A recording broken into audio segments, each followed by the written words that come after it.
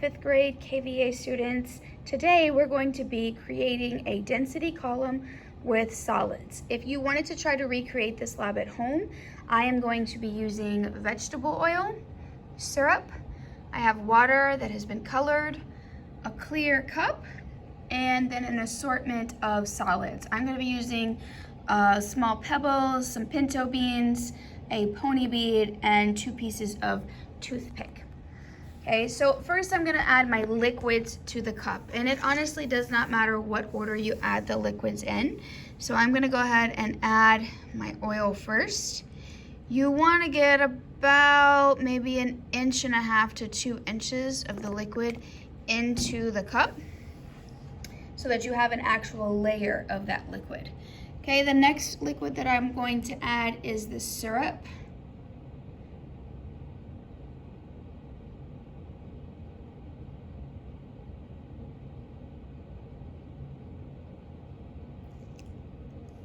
Okay, make sure I have a good 1 to 1.5 inches of syrup in my cup. Okay, I'm gonna look at it from the side so that I can see. I definitely have 2 layers there. There we go, that's a little better. Okay, now I'm going to add in the blue water. And the only reason we colored the water, guys, is just to make it a little bit easier to see. Oh, I have a leak, that's okay.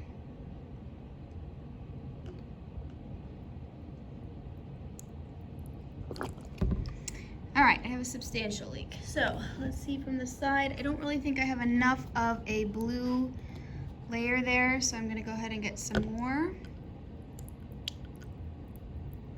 All right, and if we have a spill in the lab, we should always clean up spills immediately. So I'm actually gonna pause this video before I have a giant mess. Okay, mess cleaned up. So here we have our 3-layer density column, and we can see that the syrup is the most dense because it sank all the way to the bottom. And we can tell that the oil is the least dense of all because it's floating all the way at the top.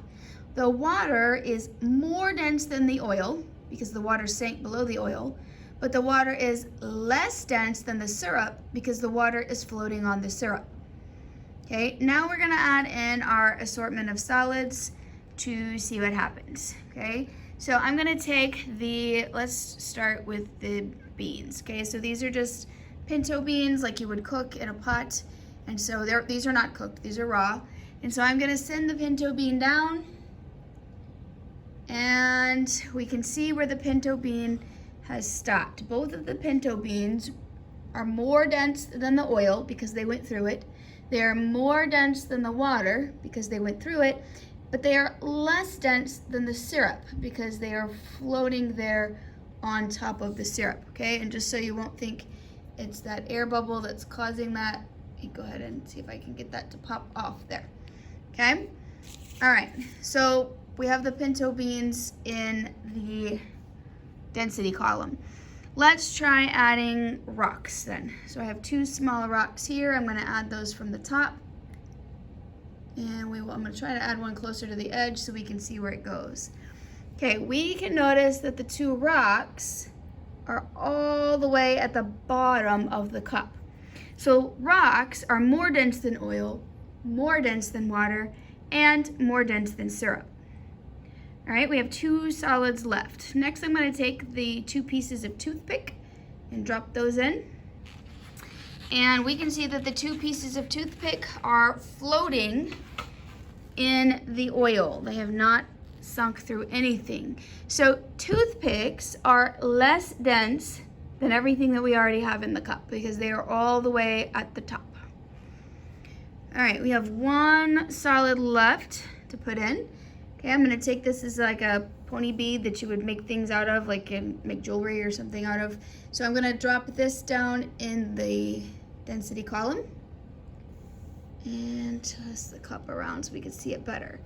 So we can see that the bead is more dense than oil. It sank down through the oil, but the bead is less dense than the water because the bead is floating on the water. Okay, you're going to be able to answer all of the density column questions correctly if you can remember that less dense things float and more dense things sink.